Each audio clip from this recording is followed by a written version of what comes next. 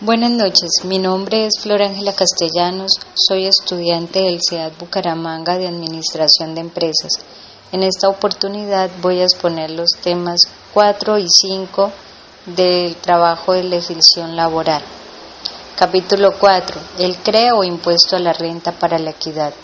A partir del 1 de mayo del 2013 se crea la retención en la fuente a título de CRE.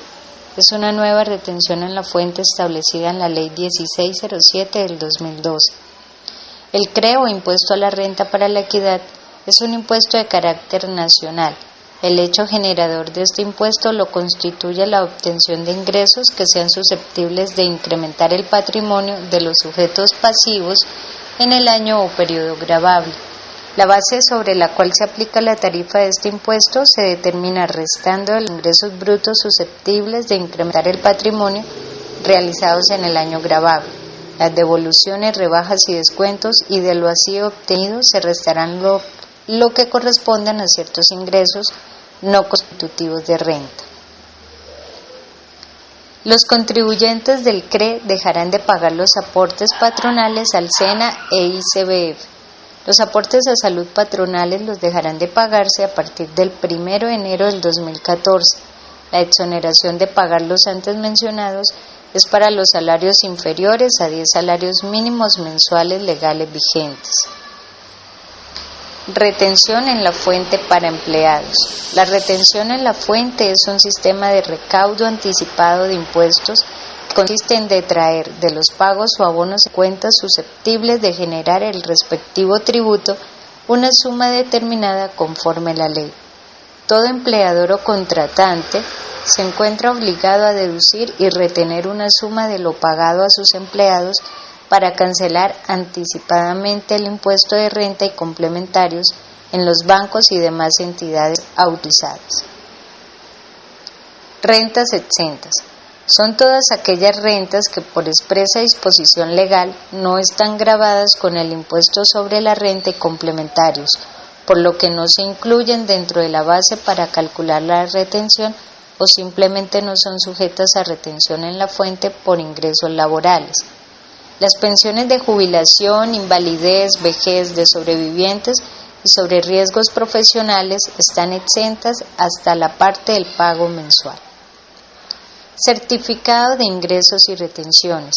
Los empleadores deben expedir cada año, a más tardar el 18 de marzo de cada año, a sus trabajadores una relación detallada de los pagos hechos por todos los conceptos laborales, el monto de las cotizaciones a la seguridad social y el valor retenido en la fuente. Retención, deducción y compensación de salarios. El salario mínimo no es embargable, sin embargo se tienen dos excepciones a saber, a favor de las cooperativas legalmente constituidas en los casos de los embargos que por pensiones alimenticias, casos en los cuales se puede embargar hasta un 50% de todo el salario. El excedente del salario mínimo solo es embargable hasta un 20% sin importar el monto del salario. Descuentos prohibidos. El Ministerio señaló que de acuerdo al artículo 59 del mencionado código, el empleador no puede deducir, retener o compensar suma alguna del monto de los salarios y prestaciones en dinero que corresponda a los trabajadores sin autorización previa escrita de esos para cada caso o sin mandamiento judicial. Descuentos permitidos por concepto de cuotas sindicales y de cooperativas y cajas de ahorro autorizadas en forma legal de cuotas con destino al seguro social obligatorio y de sanciones disciplinarias impuestas de conformidad con el reglamento del trabajo debidamente aprobado. Capítulo 5. Régimen especiales. Servicio doméstico. El trabajador del servicio doméstico es aquella persona natural que a cambio de una remuneración presta su servicio personal en forma directa en un hogar o casa de familia. La jornada de trabajo para estos empleados no puede exceder de 10 horas diarias. El salario. Tienen derecho al pago del salario mínimo legal mensual vigente. También tienen derecho a auxilio de transporte si no excede de 2 salarios mínimos, prestaciones sociales, seguridad social y vacaciones. Indemnización por despido. Si se da la terminación del contrato por decisión unilateral y sin justificación por parte del empleador, este debe cancelarle al trabajador el valor de la indemnización que consagra la ley. Hay contrato de trabajo cuando se reúnen los 3 elementos básicos de la relación de trabajo: prestación de una actividad personal, la subordinación y una remuneración. Descanso obligatorio. Con los empleados del servicio doméstico debe cumplirse la norma general que obliga a dar descanso dominical remunerado al trabajador. Dicho descanso se retribuye por el empleador con el salario ordinario de un día. Licencia por maternidad. Las trabajadoras del servicio doméstico en estado de embarazo tienen derecho a una licencia de 14 semanas en la época del parto, remunerada con el salario que devenguen al entrar a disfrutar del descanso. Terminación del contrato. La terminación del contrato del servicio doméstico sigue las mismas reglas de los trabajadores ordinarios y en consecuencia puede proceder por parte del empleador o por renuncia del trabajador. Choferes de servicio familiar. Los choferes de servicio familiar se les asimila con los trabajadores del servicio doméstico en cuanto a jornada de trabajo. Por lo tanto, tienen el mismo tratamiento y están sujetos a la obligación de trabajar durante los días de descanso obligatorio mediante la retribución especial prevista por la ley, o concediéndoles un descanso compensatorio remunerado. Cesantías.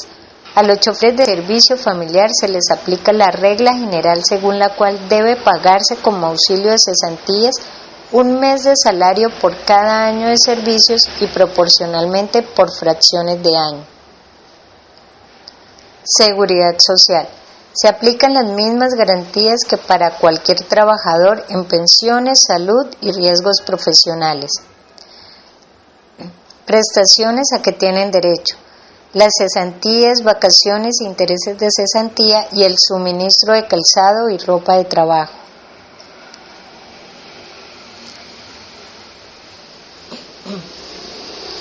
Trabajadores de la construcción.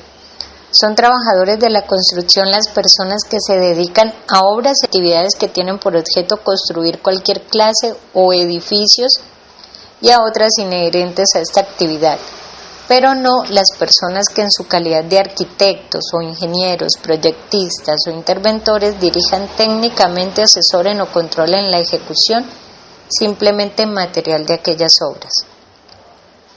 Por regla general, el término del contrato de trabajo de este tipo de empleados es la de la duración de la obra. Trabajos de menores de edad.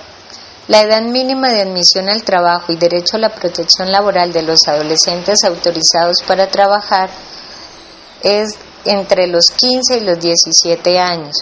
Para ello requieren de la respectiva autorización expedida por el inspector de trabajo o en su defecto por el ente territorial local y gozarán de las protecciones laborales consagrados en el régimen laboral colombiano. Trabajos prohibidos para menores. Ninguna persona menor de 18 años podrá ser empleada o realizar trabajos que impliquen peligro o que sean nocivos para su salud e integridad física o psicológica. Jornada de trabajo. Los adolescentes mayores de 15 años y menores de 17 solo podrán trabajar en jornada diurna máxima de 6 horas diarias y 30 horas a la semana y hasta las 6 de la tarde. Los adolescentes mayores de 17 años solo podrán trabajar en una jornada máxima de 8 horas diarias y 40 horas a la semana y hasta las 8 de la noche. La jornada de las adolescentes mayores de 15 años y menor de 18 años en estado de embarazo no podrá exceder de 4 horas diarias a partir del 7º mes de gestación y durante la lactancia sin disminución de su salario y prestaciones sociales. Reglamento interno de trabajo.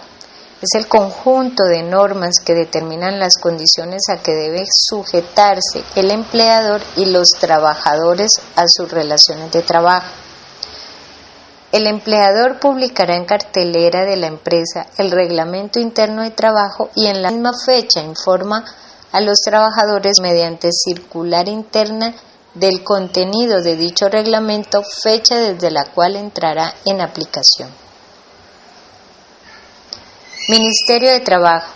Son objetivos del Ministerio del Trabajo la formulación y adopción de las políticas, planes generales, programas y proyectos para el trabajo, el respeto por los derechos fundamentales, las garantías de los trabajadores, el fortalecimiento, promoción y protección de las actividades de la economía solidaria y el trabajo decente, a través de un sistema efectivo de vigilancia, información, registro, inspección y control, así como del entendimiento y diálogo social para el buen desarrollo de las relaciones laborales. Protección a la maternidad. La protección consagrada por la ley en beneficio de la maternidad se concreta en varios frentes. Protección especial contra el despido, debido al principio de igualdad y a la especial protección constitucional a la maternidad, debe obtenerse permiso previo del funcionario del trabajo. Licencia remunerada durante 14 semanas en la época del parto, remunerada con el salario que devenga al entrar a disfrutar del descanso. Es asumida por la EPS a la que se encuentre afiliado el trabajador, pero el empleador debe pagarla directamente a la trabajadora de acuerdo con el sistema de autoliquidación de aportes. Si se trata de un salario que no sea fijo, como en el caso de trabajo a destajo o por tarea, se toma en cuenta el salario promedio devengado por la trabajadora en el último año de servicios, en todo el tiempo si fuera menor. Prestaciones sociales en caso de muerte del trabajador. La muerte del trabajador, cualquiera que sea la causa del fallecimiento, origina para el empleador la obligación de pagar a sus familiares o beneficiarios los salarios y las prestaciones sociales que se hayan causado. Auxilio funerario. La persona que compruebe haber sufragado los gastos de entierro de un afiliado o pensionado tendrá derecho a percibir un auxilio funerario equivalente al último salario, base de cotización o al valor correspondiente a la última mesada pensional recibida, según sea el caso, sin que este auxilio pueda ser inferior a 5 salarios mínimos legales mensuales vigentes, ni superior a 10 veces dicho salario.